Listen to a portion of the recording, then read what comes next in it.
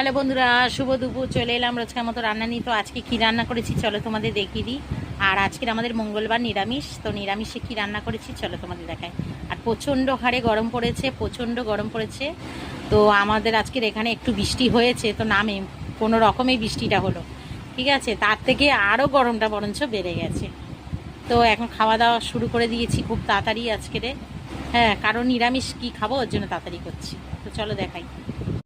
তো এই দেখো, ও বাবা আমাদের কত মশাই তাড়াতাড়ি করে বেগুন দিয়ে ভাত খেয়ে ফেলেছে প্রায়। এই যে বেগুন ভাজা করেছি, এখানে নিয়েছি গন্ধরাজ লেবু, এখানে হয়েছে মুগ ডাল, এই দেখো মুগ ডাল,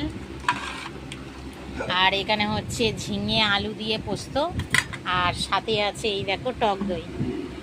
এই দেখো টক দই নিয়ে নিয়েছি গরমে। তো এই হচ্ছে আমাদের দুপুরবেলার এই মেনু। তো চলো বন্ধুরা খেয়ে নিই, অনেকটাই বেলা হয়ে গেছে। সবাই ভালো থেকো, সুস্থ থেকো, ভগবান তোমাদের মঙ্গল করুক। চলো টাটা।